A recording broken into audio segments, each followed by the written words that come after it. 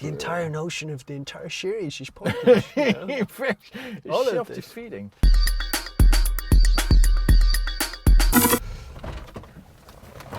Oh, lunch.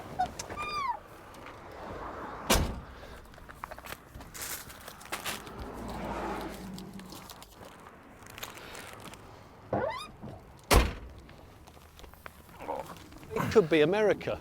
Feels a bit Huckleberry Finn. We could be fishing. Huckleberry Finn. Huckleberry Finn. Huckleberry Finn. It's just a tale of two people with an inexplicable paddle steamer. It is, isn't it? Where are we now? Lincolnshire. Is this Lincolnshire? This is now probably further into Cambridgeshire now. Oh. Look, hummus and falafel. I've got sushi, hummus and falafel with a Moroccan chutney. Look, there's two fighter jets up there as well. Oh yeah, because we're right near a US Air Force base. Oh, it's going really slowly. They're just dicking around, aren't they? Oh, I've opened this first and I was going to eat that first. What have you got? I've got hummus and falafel with Moroccan chutney in a bar-marked wrap. What does that mean? Right. There's no such thing as Moroccan chutney, I'm fairly certain of this. Moroccan-style chutney. Aha! Yeah, and it's got a spinach in a bar... What is a bar-marked tortilla wrap? I don't... Oh, bar marked as in they cook it on a thing and it's griddled, isn't it? Oh! But why does anyone care about that? A skid marked wrap. Sushi feels so sophisticated eating it in the fens with that in the background. It really... I do love a juxtaposition. I wonder what percentage of Dodge Charger drivers over the years have been sushi enthusiasts, and conversely, how many of them have never tried sushi or perhaps heard of it or view it with suspicion. Oh, it's viewed with suspicion, I'm almost certain. Now, just as an aside, you know, the other week we were talking about how Professor Gordon Murray would only eat quavers from the crisp aisle because they're the lightest. Superleggera crisp. Someone has pointed out to me that's not true. There's a lighter crisp. Skips. Is a skip a lighter crisp? I think a skip is a lighter crisp per crisp. I think they come in. So I thought I would get some. Just to. Oh shit. Well, the fish are going to eat, aren't they? I did see some fish. Do you honestly think they're lighter than quavers? Because quavers are translucent, Rich. They're that thin. Oh, take a single skip and feel how heavy it is. I'm going to look it up to light. That's not a heavy crisp. That is semi-translucent, Yeah. admittedly.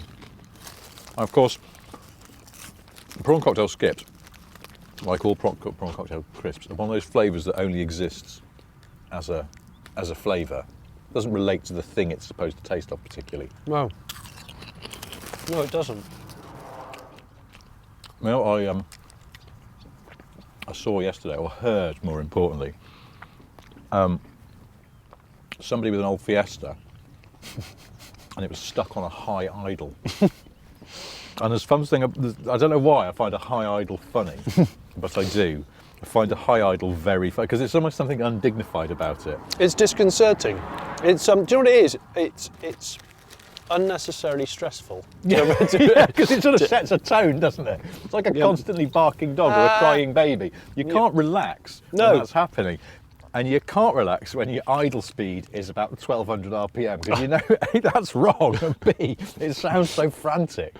I had one of my old Mercs, which was no, it was carburettor, that one, it wasn't injection. The cold idle, it was auto choke. Yeah. The cold idle was so high that you'd put it into D sometimes and it would chirp the back wheels. Like that. It was so ferocious. That's a high idle. Oh. But was it noisy as well? Was it a noisy idle? Yeah. Viscous coupling fan. Oh God. Because it's also a car that's not moving, but that the engine is obviously working quite hard. It immediately draws people's attention. What are you doing? It's the way in which you can imagine it's just, you know, a massive bank raid is about to go down and the getaway driver turns up. Hey, what are you doing? Hey, I can't, it's just started doing that, I can't fix it. Well, we've got to call off the job. It's drawing too much attention. It's a high idle, what are you playing at? We've inherited a cat recently. Right. And Is it a lie? yeah. Okay. He's lovely. And he is related to our female cat. It was one of her kittens from 10 years ago. Oh. Yes, we've kind of. She doesn't know it's one of her children because they haven't seen one another for years. Anyway, that's, No, I think they'd know, wouldn't they? well, I don't think they know after that amount of time. A cat's not sentimental. Well, They don't go on Cat Jeremy Kyle trying to find their real mother. I don't think it's like This Is Your Life where the divider opens and it's like they just stare at one another and go, and they get all their haunches, their hackles up. we go, no, So this you is... haven't seen him for 10 years. Here he is. It's your old neighbour. Mittens. Yeah. Yeah, I don't think it's like that. They're not familiar. But he's got a nose, a very distinctive nose for a cat, which I keep looking at him thinking he looks a little bit like Pete Townsend from The Who. And then You've got a big-nosed cat. It's got a big-nosed cat, and then I realised that Pete Townsend from The Who, he's got a sizable nose, right? Mm. Looks a little bit like Jeep from the Popeye cartoons. Oh, yeah. You remember? Mm. And he's got a penis nose as well. Yeah, it's basically cocknose, isn't it? That's what it is. I think at the height of the Who's powers, they sort of refrained from mentioning it. But let's be honest, we can say now that they made a lot of terrific records, and the guitarist had a cocknose.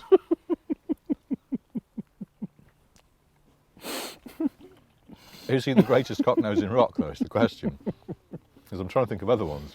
Is there such a thing called cocknose rock? It's less a musical genre, more a sort of facial style. At least one member of the band. I'm trying to think who else has got a cocknose in rock. Rod Stewart's got a bit of a cocknose.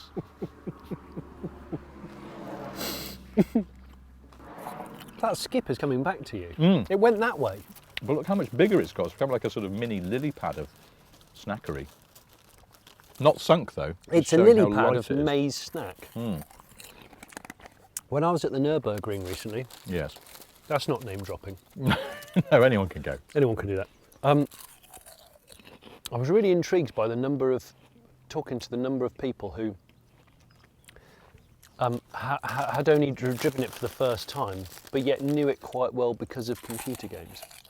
Mm. It's proof that Interesting. video games do train drivers. I was never quite convinced these things, like learning your track craft, and your braking areas, and it works. So The thing is, I was too late. I missed that generation of realistic sims. yeah, I was going to say, if I ever have to, I don't know, chase some ghosts around a bizarre maze, Oh, right, I'm quite. match fit, I know where I am. Oh, you totally will. But like, what was the last? What would you say is the last video game that you became really into?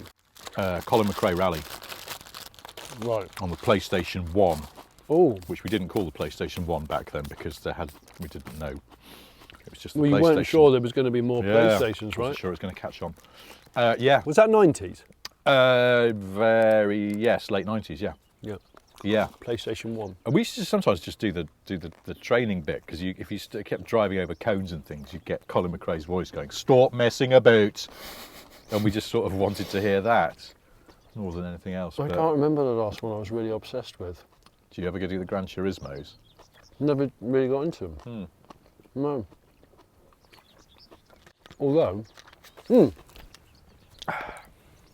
Grand Theft Auto Vice City Oh yeah. was probably the last game, the last video game I was properly into. I remember at university, it was all about James Bond GoldenEye. On the N64. Yeah. We were obsessed with it. Right. Weak lager. some of us would involve weed.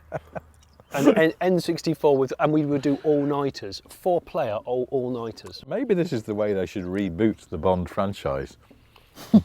Forget his martini and the way he likes it prepared, but it's James Bond has had a couple of cans of Carling and a cheeky toke. And it would very much change the tempo of his adventures, I think. He's pulling an all-nighter, but he's a little bit stoned and a little bit pissed. Not a lot pissed, because it's weak lager, but... Which goes in, there's always those European club scenes. But he's really sort of downgraded the kind of criminal he's after. So rather than these sort of international masterminds who hang around in sort of Monte Carlo and places like that, he's going for an earthier sort of crim. Yeah. So he's going to a lower grade of nightclub where they wouldn't even do martini behind the bar. No, Oh, go on. Yeah, I'll just have a can of Red Stripe. It'll be fine. Absolutely. That's all you got. Bond is at a D&B night in Coventry, and he's had a couple of Red Stripes. He's catched a quick go on a spliff from a stranger. No, that's right. He's in there. Somebody's either passed him a bong, Yeah. which just came out of nowhere. He's heaved on it because he thought it can't be that bad. It's the same as like a Romeo and Juliet or something. He's taking a big old go on it. Bond chucks a whitey and falls down a staircase, allowing the crims to get away. Then M goes, What the WTF? bloody hell are you doing, Bond? Bob was like, I've just seen your expenses. What's Moroccan black? Yeah, why are there some big Rizzlers on your expenses, Bond? Why are you going to Camber Sands for the weekend? No intelligence suggests any of the criminals are there. Are you just going to a rave all-nighter? I love that. That would be brilliant. Bond's like, bit of intel. But he's learned how to be... They're like, also, James, can I just clarify? You're in the office today, but your car is still back at the location where you were. Yeah, we've got a tracker on it, Bond. We know what you're doing. Why did you leave the car? Well, I had 6 cans of Breaker Lager and also quite a lot of skunk. Yeah, exactly. I didn't want to bring the British government into disrepute by driving my rented Astra that you sorted out for me, because the Aston is off the cards now because he's not a high budget spy anymore. Hi, I'm James Bond. I drive an Astra, or whatever the rental desk at MI6 have got for me this week, really.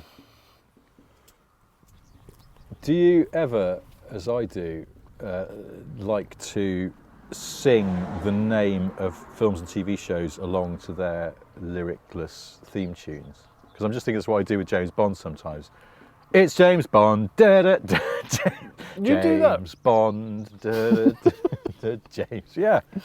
Don't you do that? No, I do it all the time. I don't think I've ever done I've done it for years. Have you? Yeah, usually it's just the name of the film franchise trying to or think the of TV one that show. I could But do. sometimes you have to add an extra word. So it's James Bond works better. Same with it's Coronation Street. It's Coronation Street. I'm disappointed you don't do this. I'm trying to think of one I could do. Game of Thrones, Game of Thrones, Game of Thrones, all that sort of stuff. That's just a football chant. No, it's not. Well, you know the Game of Thrones theme tune? No, You I've never watched it. Goes There you on a go. bit.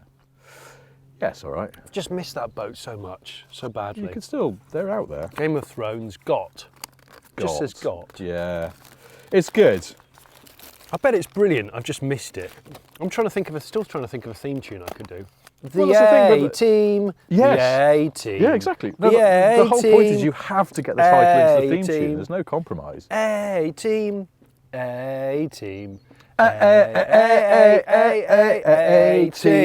A-Team. I might put an it's at that last one though. It's the A-Team. A-Team. I'm trying to think of another one I could do. Could you do Casualty or Ooh, Casualty might be hard. some sort of Brit? Casualty, casualty, casualty, casualty. That's just tragic. We're just a pair of losers sitting on a concrete bridge in the middle of nowhere singing a Casualty song. EastEnders works quite well. Although they did put lyrics to that because Anita Dobson did them. Do you remember that? It's a good Popmaster question actually. What was the name of the EastEnders theme tune? Something Never Falls in Love. Is that your final answer? No, because Oh. One word out. Strangers Never Fall in Love. 5, 4, 3. Twats don't Go. love one another anymore. Don't know. No, it was anyone can fall in love. Oh, anyone can fall in love. Well, can they? No, cats can't. Well, they can't. I don't think so.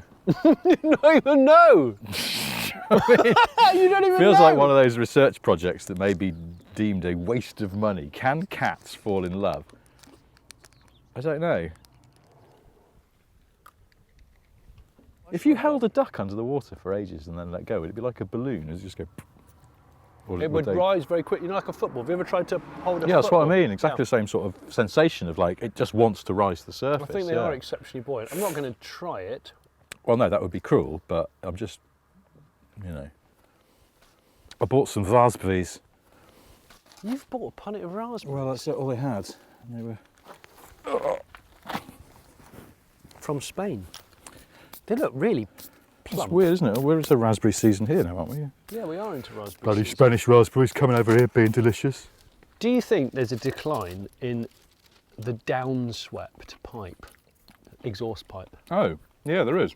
The downturn. Well, actually, no. Aren't they just all hidden? If they're downswept, they're hidden. Yeah, I missed the downturn Yeah, it's funny that, isn't it? exit. In fact, I specified my Dodge with a slight downturn tip. Huh. Because a lot of people go for the trad shotgun straight out the back, Yeah. and I didn't really like it. I wanted a slight downturn. Downturn, Downturn Abbey. It's an old place of worship that's been converted into a workshop where you now install downturned pipes on modern because cars. it helps with pollution, and you know it. Well, that's why they used to be so downturned, isn't it? Because The soot all the grot that was coming out. just points to the ground. Except on London buses. Bristol motor cars Yes. of the 70s and 80s used to appear to have pipes out the back, Straight out. but actually had little cheaty ones that dropped out the bottom because some owners complained that the ones going out the back made sooty marks on the back wall of their garage. Is that true? Ah. That's a very Bristolian Yeah. thing to do, isn't it? That's Yeah. actually very good.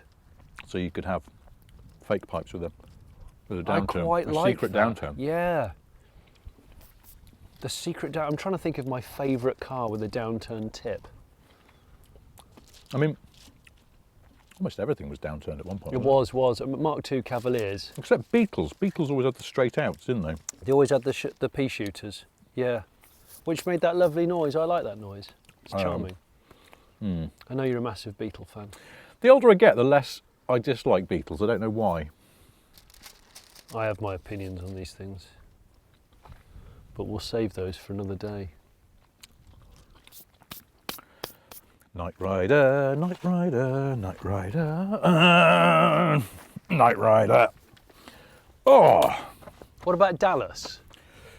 Dallas. Dallas, Yeah. Dallas, Dallas, Dallas. Yeah, see, good. That works. Dallas, Dallas, Dallas, Dallas, Dallas. Right, let's rock and roll. Now, this is the kind of moment where somebody would, like a passerby, would expect you to not use the door and just jump straight through the aperture. I'm just putting litter into the back of your car. You are, aren't you? Treating it like an enormous noisy bin. This is the perfect weather and sort of terrain for this machine. Isn't it? Yeah, it is. It's all very Fenland.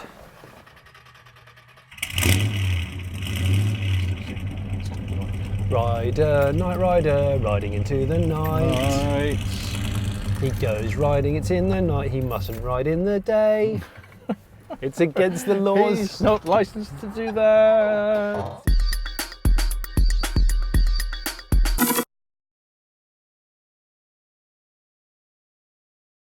Night Rider, a shadowy flight into the dangerous world of a man who does not exist.